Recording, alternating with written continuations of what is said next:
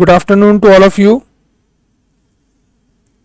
Welcome to all in this 10th class live session. सभी को नमस्ते, राधे राधे। आज की डेट है 10 अप्रैल 2021 और आज की शीट सभी बच्चों को व्हाट्सएप हो चुकी है। 2016 आउटसाइड दिल्ली का ये पेपर है जिसके 3 बड़े इंपॉर्टेंट क्वेश्चंस हम लोग आपके सामने कर रहे हैं। आइए आज का क्वेश्चन नंबर 1 स्टार्ट करते हैं। पहले मैं इसका डायग्राम बना लूं। एक सर्किल दिया हुआ है जिसका रेडियस r है, ये सर्किल का सेंटर है और ये टेंजेंट बना रखा है। ये देखिए, इस पॉइंट का नाम है B और जब इसको सर्किल के सेंटर से ज्वाइन करते हैं तो ये P पॉइंट पर सर्किल को कट करता है। सर्किल का रेडियस r और सेक्टर एंगल दिया हुआ है थीटा। इस पॉइंट का नाम है A और जहां आपको शेड दी हुई है, ये देखिए, ये सारा पोर्शन शेडेड पोर्शन है और आपको क्वेश्चन में इस शेडेड पोर्शन का पैरामीटर शो करना है। क्वेश्चन के अंदर देखिए क्या शो करना है, पेरीमीटर ऑफ शेडेड रीजन। ठीक है, क्या शो करना है, r ब्रैकेट में tan theta plus sec theta plus pi theta upon 180 और साथ में लिखा हुआ है -1। आइए चेक करते हैं ये सब हमारा कैसे आएगा। खूब बढ़िया क्वेश्चन, खूब इंपॉर्टेंट। चलिए सबसे पहले तो आप ये देखिए कि शेड कहां कहां टच कर रही है। एक तो शेड टच कर रही है ए बी के ऊपर, ध्यान से देखो, ए बी को शेड टच कर रही है तो आपको ए बी का आंसर पता होना चाहिए। एक शेड टच कर रही है पी बी के ऊपर, ये देखो पी से बी तक की लाइन को शेड टच कर रही है और दूसरा शेड टच कर रही है आर्क ए पी के ऊपर, ये देखो आर्क ए पी। तो इन तीनों का आंसर हमें क्वेश्चन में अगर पता होगा तो हम इस शेडेड रीजन का पैरामीटर फाइंड कर सकते हैं। तो क्या लिखेंगे, सबसे पहले हम लोग आर्क ए पी निकाल रहे हैं तो लिखेंगे लेंथ ऑफ आर्क एपी। ये देखिए लेंथ ऑफ आर्क एपी निकालने के लिए अब देखिए फॉर्मूला होता है theta upon 360 into 2 pi R. ये देखिए लेंथ ऑफ आर्क एपी निकालने का फॉर्मूला, जहां लेंथ ऑफ आर्क पर ये शेड टच कर रही है, theta upon 360 into 2 pi R. अब थीटा तो हमें मालूम नहीं है, थीटा और रेडियस भी आ रही है और ये भी 360 है और पाई की टर्म्स में ही क्वेश्चन आया हुआ है। तो चलिए एपी का आंसर मैं निकाल चुका। ठीक है, आइए आगे बात करते हैं आपसे कि हमें क्वेश्चन के अंदर अब ये ए बी कैसे निकालना है। अब जरा ध्यान से देखिए, ये 90 डिग्री का एंगल है क्योंकि रेडियस टेंजेंट पर परपेंडिकुलर होता है। तो लिखेंगे in right triangle O A B. ध्यान से देखिए, right triangle O A B, ये थीटा और इसके सामने की लाइन परपेंडिकुलर जिसका नाम है ए बी और हमें बेस मालूम है ओ ए। कौन बताएगा, परपेंडिकुलर अपॉन बेस क्या हुआ करता है, tan थीटा। मैंने tan थीटा ही क्यों लिया इस ट्राइंगल के अंदर, क्योंकि अगर आप अपने आंसर को ध्यान से देखें तो ये देखिए tan थीटा आपके आंसर में आ रहा है। तो बताइए ए बी की वैल्यू हो गई हमारे पास और कौन बताएगा, रेडियस ओ ए का आंसर क्वेश्चन में r है और इक्वल चल रहा है tan थीटा। तो अगर मैं क्रॉस मल्टीप्लाई कर दूं तो ए बी की वैल्यू आ गई r tan थीटा। तो मैंने आर्क ए पी की लेंथ भी निकाल ली, ए बी का आंसर भी निकाल लिया, अब रह गया पी बी। अब जरा फिर से इस राइट ट्राइंगल को ध्यान से देखिए, क्या लिखेंगे, ए, ये देखिए in right triangle O A B. देखिए मेरे आंसर में ना सेक भी आ रहा है और मुझे ओ बी की वैल्यू मालूम करनी है। तो मैं लिखूंगा सेक थीटा का फॉर्मूला, सेक हाइपोटेनियस अपॉन बेस होता है क्योंकि कॉस का आंसर बेस अपॉन हाइपोटेनियस होता है, तो सेक का आंसर उल्टा होगा। हाइपोटेनियस का नाम इस समय है ओ बी। ठीक है, तो हाइपोटेनियस अपॉन बेस, बेस का नाम है ओ ए। अब बताइए सेक थीटा की वैल्यू आ गई ओ बी अपॉन ओ ए। तो क्वेश्चन के अंदर अगर आप ध्यान से देखें तो ओ बी का आंसर हो गया क्रॉस मल्टीप्लाई करें ओ ए सेक थीटा। कौन बताएगा? ओ बी की वैल्यू आ गई, कौन बताएगा? ओ ए का आंसर हो गया आर सेक थीटा। ये देखिए ओ बी का आंसर आ गया हमारे पास आर सेक थीटा। ठीक है, तो ओ बी का आंसर भी आ गया और हमें तो पीबी चाहिए, तो देयरफॉर कौन बताएगा? पीबी निकालने के लिए क्या करेंगे? ओबी में से ओपी को माइनस कर देंगे, क्योंकि ये जो शेड है ना खाली पीबी पार्ट पे टच हो रही है। तो बताइए पीबी का आंसर निकालने के लिए ओबी में से ओपी को माइनस करेंगे। कौन बताएगा? ओबी की वैल्यू क्वेश्चन में आपने अभी अभी निकाली आर सेक थीटा, और ओपी का आंसर, ओपी क्वेश्चन में रेडियस है। ये देखिए आपके पास पीबी की वैल्यू आ गई R sec theta minus are.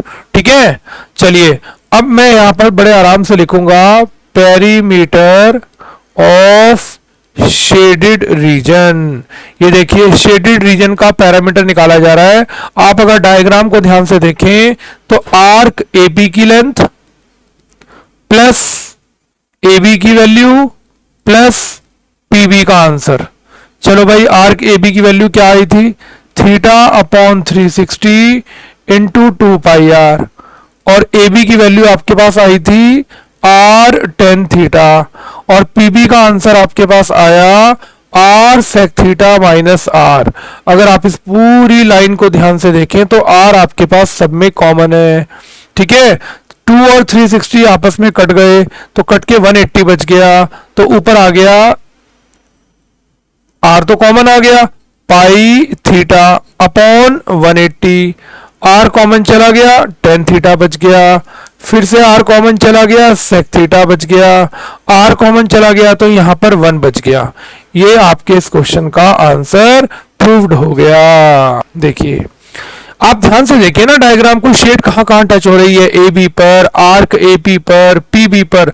तो हमने सेपरेटली ये देखो एक, ये 2 और तीसरा आंसर हमने निकाला ये तीन आंसर निकालकर तीनों को प्लस कर दिया, कॉमन चीज कॉमन ले ली, 2 और 360 को काट के नीचे 180 लिख दिया। ये आपके पास शेडेड रीजन का क्या आ गया? पैरामीटर आ गया। ठीक है, बात समझ में आ गई। चलिए आगे चलते हैं, आज की शीट के सेकंड क्वेश्चन को ध्यान से पढ़ते हैं क्या लिखा हुआ है। इसका भी एक डायग्राम बनाते हैं। 2 इक्वल सर्किल दे रखे हैं जिनका रेडियस आपस में इक्वल है। चलिए 2 सर्किल बनाते हैं जिनका रेडियस आपस में इक्वल है। ये देखिए 2 सर्किल बनाएंगे जिनका रेडियस आपस में इक्वल है, और ये सीधी सीधी लाइन सर्किल के सेंटर तक। इस सर्किल का सेंटर O है और इस सर्किल का सेंटर O डैश है। ठीक है, एक लाइन यहां से ड्रॉ की गई है जो इस सर्किल के लिए टेंजेंट का काम करेगी और इसको C पॉइंट पर टच करेगी। और बताइए रेडियस और टेंजेंट के बीच में 90 का एंगल होता है। O डैश से एक परपेंडिकुलर ड्रॉ किया गया है जिसका नाम है OD। ठीक, इस पॉइंट का नाम डाल दिया A, ये O डैश D परपेंडिकुलर है, तो ये दोनों एंगल 90 डिग्री के हुए। और क्वेश्चन के अंदर आपको दिया हुआ है कि ये दोनों सर्किल इक्वल है, यानी कि अगर आप ध्यान से देखें तो इसका रेडियस R, इसका भी रेडियस R, और दोनों सर्किल इक्वल है तो इसका रेडियस भी R। बताइए ध्यान से। ठीक, अब क्वेश्चन के अंदर आपको DO डैश और CO का रेशो निकालना है, तो बड़ा आसान सा क्वेश्चन है। अगर आप ध्यान से देखें तो लिखेंगे इन ट्राइंगल ADO डैश, ये देखो ADO डैश, और दूसरा ट्राइंगल लेंगे एन ट्राइंगल ACO, और इन दोनों में करेंगे सिमिलैरिटी प्रूफ। ये देखिए ADO डैश और ACO में सिमिलरिटी प्रूफ करते हैं। एंगल D एंगल C के इक्वल है, दोनों का एक ही रीजन है 90 डिग्री ईच। ये गिवन है और रेडियस टेंजेंट के परपेंडिकुलर होता है, इसलिए दोनों 90 डिग्री। अगर आप दोनों ट्राइंगल को ध्यान से देखें तो ये देखिए एंगल A दोनों में कॉमन है। बताओ भाई angle A equal angle A, bracket में क्या लिखेंगे? Common angle. ये देखिए सो बाई AA सिमिलैरिटी, कौन बताएगा? AA सिमिलैरिटी से अगर ये दोनों ट्राइंगल सिमिलर है, यानी कि A D O dash similar to triangle A C O, और अगर ये दोनों सिमिलर हैं तो इनकी साइड्स के रेशो, ये देखो A D upon A C, D O dash upon C O, और तीसरा नाम ए ओ डैश अपॉन ए ओ, ये तीनों आपस में क्या होंगे, इक्वल। हमें तो इसका आंसर निकालना है। अब ये छोड़ देते हैं, तो बताइए D O dash upon C ओ किसके इक्वल होगा, ए ओ डैश। जरा डायग्राम में देखिए ए ओ डैश कौन है, आर, और पूरी एओ लाइन चेक करो, आपको डायग्राम नजर आ रहा होगा 3r। देखो ध्यान से, ये भी आर, ये भी आर और ये भी आर, और तीनों मिलाकर कितना हो गया 3r। तो बताइए आर से आर कट गया, आपका आंसर 1/3 यानी कि 1:3 आ गया। ये आपके इस क्वेश्चन का आंसर कंप्लीट हो गया। बताइए आगे बात समझ में।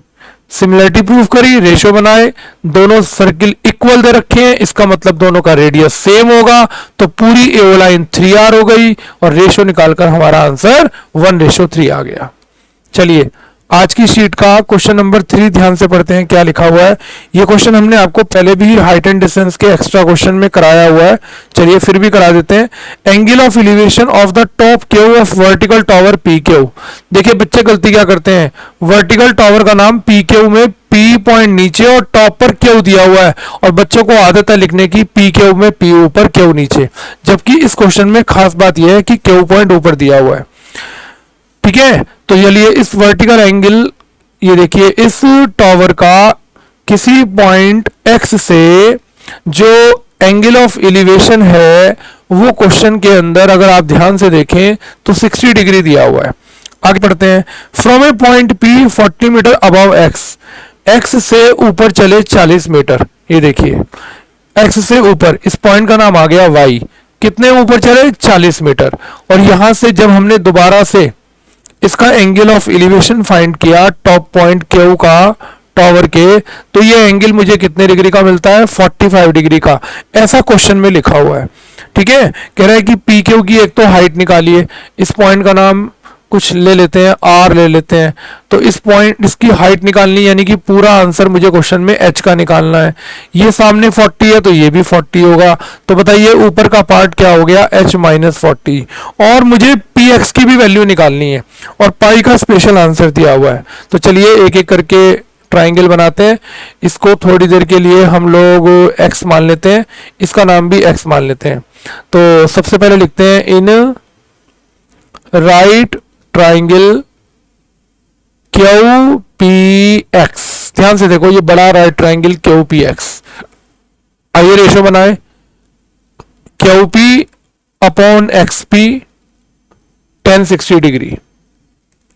क्यू पी की वैल्यू h मान रखी है, एक्स पी का आंसर हमने x मान रखा है, और 1060 की वैल्यू √3 होती है। सॉरी, 1060 का आंसर क्या होता है, √3। क्रॉस मल्टीप्लाई कर देते हैं, h की वैल्यू आ गई x√3, और ये मेरी पहली इक्वेशन तैयार हो गई। चलिए अगला राइट ट्राइंगल ले लेते हैं। In right triangle Q R Y, ये देखिए पहला राइट ट्राइंगल है क्यू आर वाई। रेशो बनाते हैं Q R upon Y R. Question के अंदर आ गया 1045 डिग्री। कौन बताएगा, क्यू आर की वैल्यू हो गई h-40, और वाई आर का आंसर x, और 1045 की वैल्यू 1। ये देखो, ठीक है।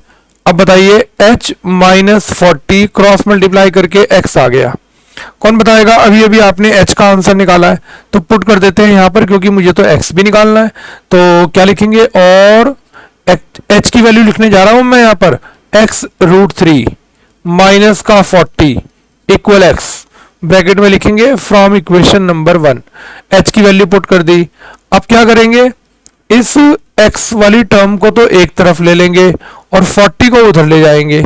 कौन बताएगा, x कॉमन आ गया, अंदर बच गया √3 माइनस 1 इक्वल 40। चलो भाई, x का क्या आंसर आ गया, 40 अपॉन √3 माइनस 1। अब इसके कॉन्जुगेट से इसको रेशनलाइज करेंगे, ऊपर भी और नीचे भी √3 प्लस 1। कौन बताएगा, x का क्या आंसर आ गया, 40 ब्रैकेट में √3 प्लस 1, और नीचे बचेगा √3 का स्क्वायर 3 और 1 का स्क्वायर 1, यानी कि वैल्यू आ गई कट के 20। भाई 3 में से 1 गया 2, 40 को 2 से काट दो 20, और 1.73 में 1 प्लस करेंगे तो क्या आएगा 2.73। तो हमारा आंसर आ गया 2 3 जा 6, 2 7 जा 14, 2 2 जा 4 प्लस 1 5, साथ में एक 0, 2 नंबर पहले पॉइंट, 56.60 460 हमारा आंसर आ गया। ये किसका आंसर आ गया? ये px की वैल्यू आ गई, तो लिख देंगे सो px का आंसर, px का आंसर आ गया 54.60 मीटर। ठीक है, चलिए अब x का इस आंसर को h की वैल्यू निकालने में पुट करते हैं। क्या लिखेंगे? देयरफॉर h की वैल्यू थी x√3। कौन बताएगा? अभी अभी आपने x का आंसर निकाला है 54.60 और √3 की वैल्यू हमारे पास होती है 1.73।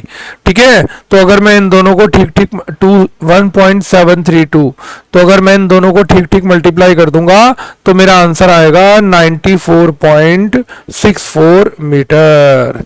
ये देखिए, बताइए कहानी अच्छे से समझ में आई कि नहीं आई?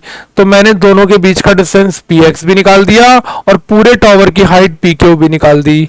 ठीक है, ये भी मेरा आंसर हो गया। बस क्या ध्यान रखना है आपको कि जब आप टावर का नाम pq लिखो तो क्वेश्चन की लैंग्वेज के अकॉर्डिंग टॉप पॉइंट पर q है, p नहीं है। बच्चों की आदत क्या होती है? ऊपर p नीचे q लिखते हैं और क्वेश्चन गलत हो जाता है। नीचे p आएगा और ऊपर q आएगा, ये बड़ी बात इंपॉर्टेंट ध्यान रखनी है। ठीक है, तो चलिए 2016 के 3 बड़े इंपॉर्टेंट क्वेश्चन जो बच्चों की प्रॉब्लम थी वो हमने डिस्कस कर ली है। कल हम एक और क्लास भी लेंगे जिसमें हम लोग आपको कुछ इंपॉर्टेंट अच्छे अच्छे क्वेश्चंस जो बच्चों ने प्रॉब्लम में पूछ रखे हैं उसकी शीट बनाकर आप सबको कराएंगे। ठीक है, चलिए आज की क्लास को खत्म करते हैं। बोर्ड के पेपर की तैयारी करते रहिए, अपनी प्रॉब्लम्स भेजते रहिए, जिससे हम लोग आपको इसी तरह से ऑनलाइन सभी की प्रॉब्लम डिस्कस कर सके। चलिए, thank you very much, God bless you, Radhe Radhe.